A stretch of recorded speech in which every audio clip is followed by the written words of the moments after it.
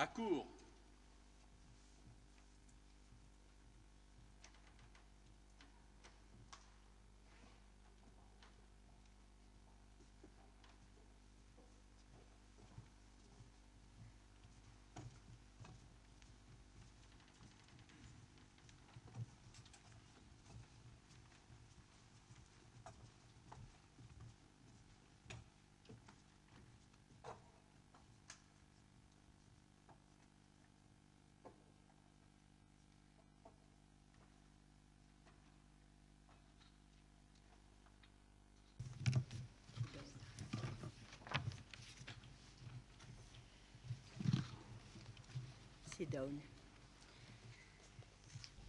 გთხოვთ დაბრძანდეთ.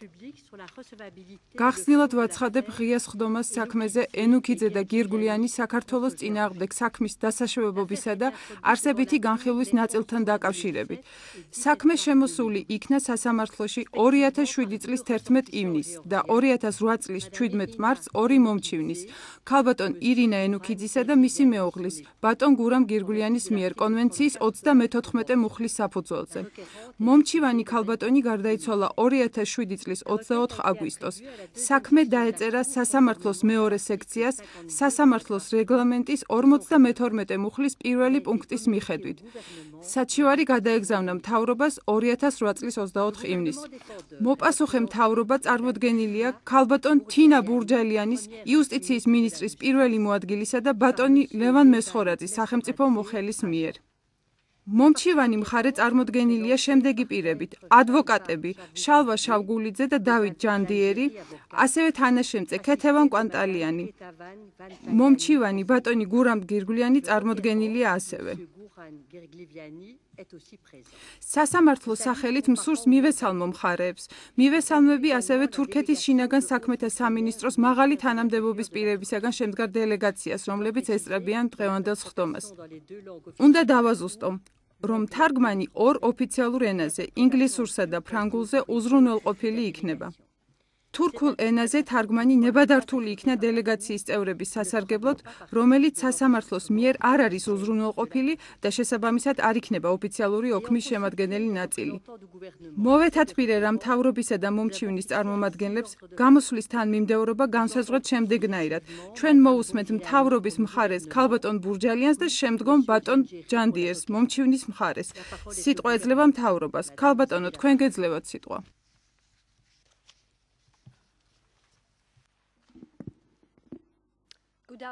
შუადღე მშვიდობისა ქალბატონო თავმჯდომარე, მოგესალმებით ქალბატონო და ბატონო მოსამართლეო. მე მქვია თინა ბურჯალიანი. მე გახლავართ საქართველოს იუსტიციის მინისტრის პირველი მოადგილე და როგორც ყოველთვის დიდი პატივია ჩემთვის თქვენს წინაშე გამოსვლა საქართველოს მთავრობის სახელით.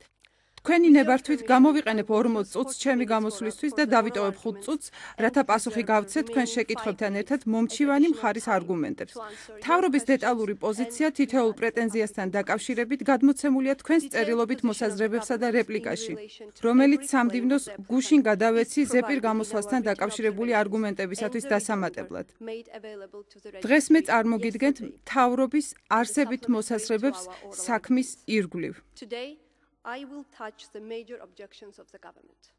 ვიდრე კონკრეტულ შეკითხვებზე ვისაუბრებდე, მთავრობას სურს ყურადღება გაამახვილოს იმ ფაქტზე, რომ ჩვენ ვაპროტესტებთ ამ საქმის ფაქტობრივ გარემოებებს, ისე როგორც ეს წარმოდგენილი იქნა მომჩივნის მიერ. იმისათვის, რათა არ გავამახვილოს სასამართლოს ყურადღება ფაქტობრივ გარემოებებზე, მოგიწოდებთ იხილოთ მთავრობის წერილობითი მოსაზრებები, რომელშიც საქმის ფაქტობრივი გარემოებები დეტალურადაა აღწერილი. ქალბატონო და ბატონო მოსამართლენო, ჩემი გამოსვლის პირველ ნაწილში მთავრობის სახელით მოგახსენებთ 4 საკითხზე, ხოლო ბოლოს მოგახსენებთ მომჩივანთა მიერ წარმოდგენილ ვიდეო მასალაზე, რათა დაგიდასტუროთ, რომ იგი არ წარმოადგენს ინფორმაციის ნამდვილ და სარწმუნო წყაროს.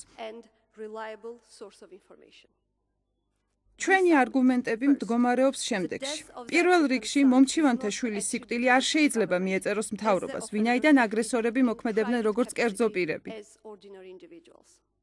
მეორეც, მთავრობის პასუხისმგებლობა კონვენციის მიხედვით შეზღუდულია ეფექტური გამოძიების ჩატარების ვალდებულებით, რაც მთავრობის მიერ დაცული იქნა. მომჩივნის, როგორც დანაშაულის მსხვერპლის უფლება-მონაცვლის უფლება სრულად იქნა დაცული პროცედურის დროს. მეოთხეც, კონვენციის მეექვსე მუხლი არ გამოიყენება დანაშაულის მსხვერპლსა და პროკურატურის ორგანოებს შორის ურთიერთობაში. ამდენად, მეექვსე მუხლს არ აქვს შეხება ამ საქმესთან. ნებამიბოძეთ მოგახსენოთ თითეული ამ საკითხის ირგვლივ. მთავრობა აცხადებს, რომ მომჩივანთა შვილის გარდაცვალება არ შეიძლება სახელმწიფოს მიეწეროს, ვინაიდან აგრესორები მოქმედებდნენ როგორც კერძო პირები. მინდა დავეყნო სასამართლოს პრეცედენტულ სამართალს, მიკუთვნებითობის საკითხთან დაკავშირებით. სასამართლოს მიერ მითითებული განჩინებები საქმეზე ლეონიდის საბერძნეთის წინააღმდეგ და კარაგიანოპოლუს საბერძნეთის როგორც ძირითადი პრეცედენტები იქნება ჩემი ყურადღების მთავარი საგანი. დაგისაბუთებთ, რომ ეს ორი საქმე განსხვავდება წინამდებარე საქმისაგან. განჩინებაში ლეონიდის სასამართლომ უდავოდ მიიჩნია, რომ პოლიციის თანამშრომლები მოქმედებდნენ მათი სამსახურეობრივი მოვალეობის შესრულების დროს, როდესაც ინციდენტი მოხდა. ამ გარემოების გათვალისწინებით, სასამართლომ პოლიციელთა მოქმედება მთავრობას მიაკუთვნა, ვინაიდან ამ უკანასკნელმა არ გააკეთა ყველაფერი, რისი გონივრული მოლოდინით შეიძლებოდა ყოფილიყო, რათა პოლიციის ოპერაციის დროს თავიდან ყოფილიყო აცილებული რეალური და პირდაპირი რისკი სიცოცხლისათვის. სურს თქვენი ყურადღება გავამახვილო იმ ფაქტზე, რომ ოპერაციის ოფიციალური ხასიათი, რამაც განაპირობა მომჩივნის შვილის სიკვდილი, სხვა გარემოებებთან ერთად გახლდათ განსაზღვრელი გარემოება მთავრობის პასუხისმგებლობის განსასაზღვრად საქმეში ლეონიდის. ქმედების ოფიციალურ ხასიათთან დაკავშირებით, სადაო საკითხი უფრო ნათლად იკვეთება საქმეში კარაგიანოპოლუს. ამ საქმეში ინციდენტი მოხდა პოლიციის მიერ ჩატარებული ოპერაციისას, რომელიც წინასწარ იყო დაგეგმილი. სასამართლოს მიერ დადგენილი ფაქტების მიხედვით, პოლიციის შესაბამისი თანამშრომლებს შეეძლოთ დაეგეგმათ ოპერაცია, მათ შორის დასაკითხადაც წაეყვანა დაკავებული პირები კომისარიატში, სიფრთხილით და დანაკარგის გარეშე.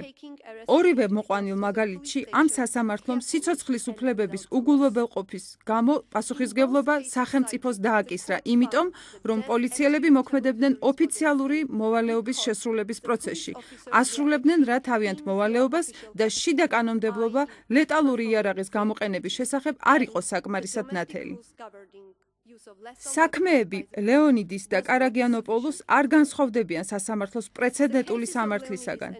გადაწყვეტილებაში ნიკოლავა და ველიჩკოვა ბულგარეთის წინააღმდეგ სასამართლომ განზრახ მკვლელობისათვის პასუხისმგებლობა დააკისრა სახელმწიფოს, ვინაიდან პოლიციის თანამშრომლები, რომლებიც პასუხისმგებელნი იყვნენ მკვლელობისათვის, მოქმედებდნენ მათი ოფიციალური მოვალეობის შესრულების პროცესში. ცხადია იმისათვის, რათა მიეკუთვნოს პოლიციის თანამშრომელთა პასუხისმგებლობა სახელმწიფოს, ეს სასამართლო მხედველობაში იღებს მათი უფლებამოსილების ხასიათს და სფეროს ამ დროსთან მიმართებაში, როდესაც იგი განხორციელებული იქნა. გადამწყვეტია მოქმედების ოფიციალური ხასიათი, ვიდრე აგრესორთა მოქმედებების ზოგადად მიკუთვნება სახელმწიფოსათვის. საქართველოს მთავრობა აღნიშნავს, რომ ამ სასამართლოს მიერ შემუშავებული ეს პრინციპული ელემენტი არ არსებობს ამ საქმეში. დამნაშავეები, როგორც ოფიციალური პირები კი არ მოქმედებდნენ, არამედ მათ შური იძიეს და ჩაიდინეს დანაშაული, რაც ნაკარნახევი იყო წმინდა პირადი მოტივებით. უფრო კონკრეტულად, განსხვავებით საქმეებისაგან ლეონიდის და კარაგიანოპოლუს, პოლიციელები არ ასრულებდნენ სამსახურეობრივ მოვალეობას. ისინი მიდიოდნენ მათი მეგობრის დაბადების დღეზე, არ გააჩნდათ რაიმე ბრძანება ან თუდაც განზრახვა დაეპატიმრებინათ მომჩივანთა შვილი პოლიციის ოპერაციის ფარგლებში ან იმ მიზნით, რათა ის წარედგინათ კომპეტენტური ორგანოებისათვის. არ იყვნენ ამოცნობადი, როგორც პოლიციის თანამშრომლები, ესე იგი, არ ეცვათ პოლიციის ტანსაცმელი და არ ატარებდნენ სხვა ამოსაცნობ ოფიციალურ ნიშანს. ბატონი ბუხაიძის ჩვენება ამ საქმის პირველ ტომში ადასტურებს, რომ ახალგაზრდებს არ მიუჩნევიათ, რომ ეს პირები იყვნენ შინაგან საქმეთა სამინისტროს ოფიციალური პირები. ზემოაღნიშნულიდან გამომდინარე, ნათელია, რომ შინაგან საქმეთა სამინისტროს დამნაშავე ცნობილი 4-ვე პოლიციელი მოქმედებდა როგორც კერძო პირი. და ლეონიდისა და კარაგიანოპოლისის საქმეებზე დადგენილი პრინციპები არ განსაზღვრავენ საქართველოს პასუხისმგებლობას ამ საქმეში. არალოგიკური იქნებოდა სახელმწიფოს პასუხისმგებლობის განსაზღვრა მისი საჯარო მოხელეების მცდარი მოქმედებისათვის იმ მომენტისათვის, როდესაც ისინი ამას ჩადიან როგორც კერძო პირები. ზღვარი სახელმწიფოს პასუხისმგებლობის განსაზღვრისთვის კერძო პირთან მათთან გათანაბრებული პირების მიერ დანაშაულის ჩადენის გამო უფრო დაბლა დგას, ვიდრე ზღვარი, რომელიც შეიძლებოდა გამოყენებული ყოფილიყო იმ პირთა მოქმედებისათვის, რომლებიც მოქმედებდნენ სამსახურეობრივი მოვალეობის შესრულებისას. ორივე საერთაშორისო საჯარო სამართალი და ამ სასამართლოს პრეცედენტული სამართალი აღიარებს ამ სხვაობას. შესაბამისად, მოგმართავთ თხოვნით, მიკუთვნებითობის თეორიაზე დაყრდნობით გამორიცხოთ საქართველოს სახელმწიფოს პასუხისმგებლობა მომჩივანთა შვილის გარდაცვალების გამო.